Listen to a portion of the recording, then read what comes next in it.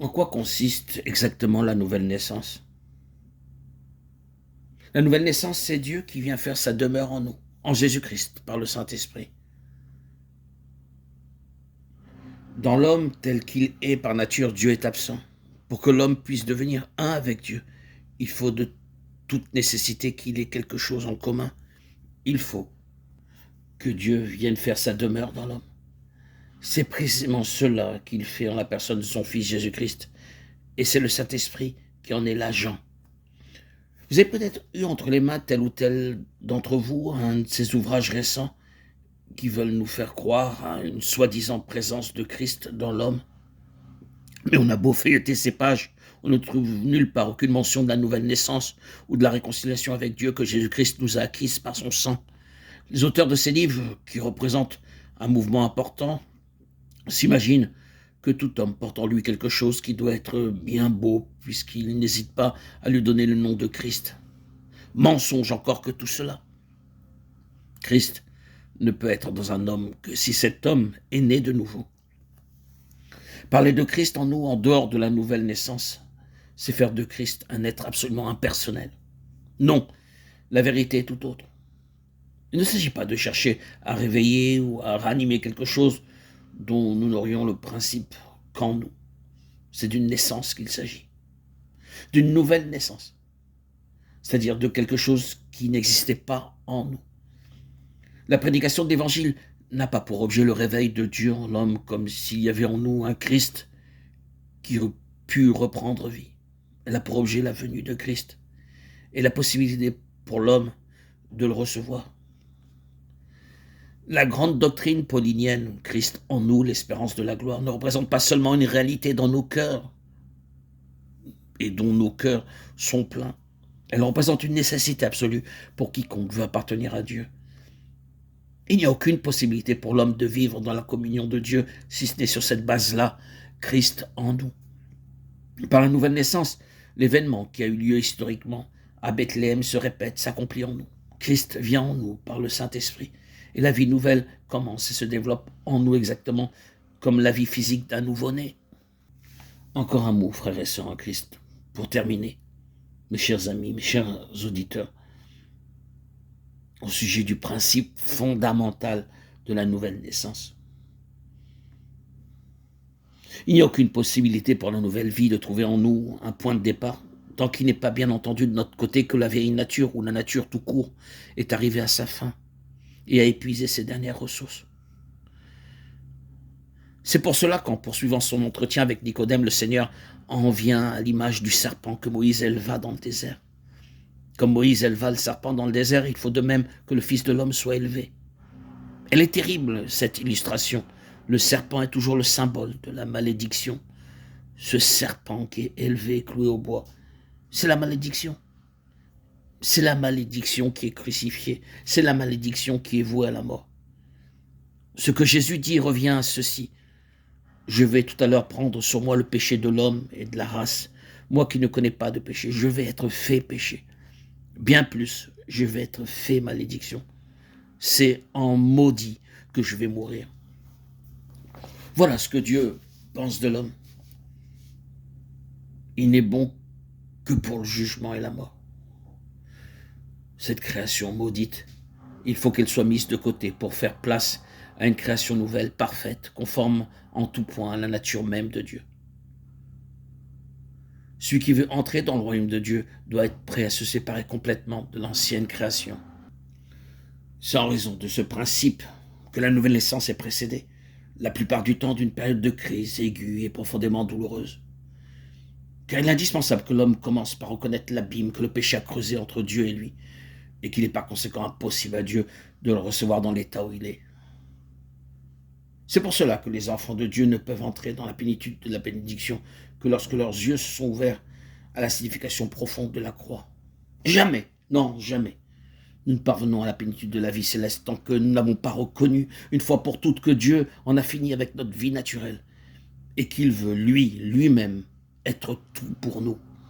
Seul ce qui est de Dieu pourra entrer dans le royaume de Dieu.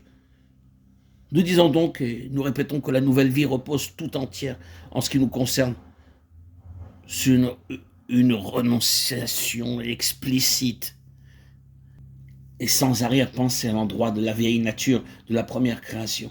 C'est l'indispensable condition qui, une fois remplie, permettra à la nature divine de développer tous ses effets en nous. C'est pour cela que Jésus dit à Nicodème, il faut que vous naissiez de nouveau. Toi et moi, nous vivons dans deux mondes différents. Nous ne pouvons pas nous entendre. J'aurais bien des choses à te dire, mais tu ne peux les comprendre que si tu vis de la même vie que moi. Et si, comme moi, tu es d'en haut. Telle est la grande vérité du royaume de Dieu. Et la nouvelle naissance et la loi qui en gouvernent l'entrée. Qu'ils suivent l'agneau partout où il va. Apocalypse 14, 4. Il nous faut donc la volonté de Dieu, la suivre et qu'elle fasse partie de manière exclusive et absolue de notre entrée dans le royaume. Acceptez dès aujourd'hui, dès maintenant, à l'instant même où je vous parle, Christ dans vos vies. Recevez-le, abandonnez-vous à lui, que vos cœurs soient disponibles. Ne soyez pas distraits par les attraits du monde. Ce n'est que mensonge. Ce n'est que du superficiel, une couche de peinture sur une façade. Il n'y a rien derrière tout cela. Vide, néant, amertume, aigreur, tristesse. J'en suis malheureusement une victime avant d'avoir connu la nouvelle naissance. Nous sommes, tant que nous ne sommes pas nés de nouveau, entre les mains de Satan. Une seule condition pour nous libérer, délivrer de ces chaînes, c'est d'accepter Christ en nos vies. Oui, Seigneur, je t'accepte dès aujourd'hui, dès maintenant, dans ma vie, je te reçois, je m'abandonne à toi.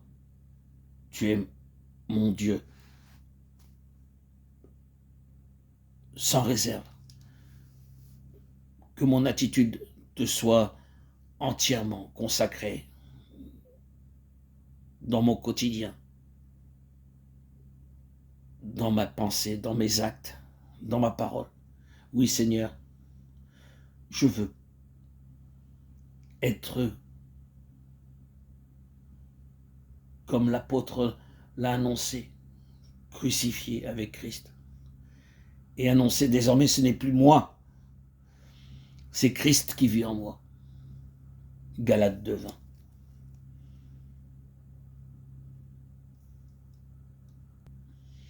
Que toute mon attitude, mon comportement soit de m'efforcer de me détourner des voies du diable et me souvenir que je n'ai qu'un seul maître, Jésus, Jésus-Christ.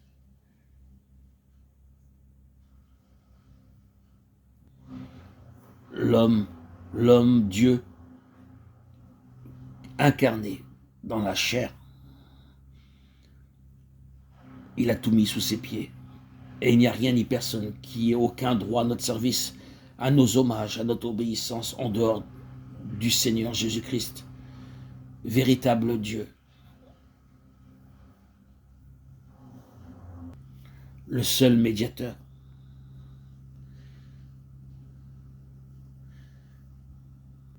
Christ seul possède sur nous le droit d'exclusivité. Ne détournez pas vos regards, votre face, votre cœur. Gardez toujours vos regards portés vers le Christ, le véritable intermédiaire, à la fois homme et Dieu, l'incarnation du Créateur ayant pris chair. Dieu vit parmi son peuple par le Christ Seigneur Jésus qui est venu sur terre. Dieu est parmi nous. Dieu est parmi tous les croyants. Si nous croyons en Jésus, nous sommes sauvés. Christ, Dieu est en nous. Dieu vit parmi son peuple. Alléluia. Gloire à Dieu au plus haut des cieux et paix sur la terre aux hommes qu'il aime. À toi, Seigneur, tout honneur, toute gloire pour les siècles des siècles. Amen.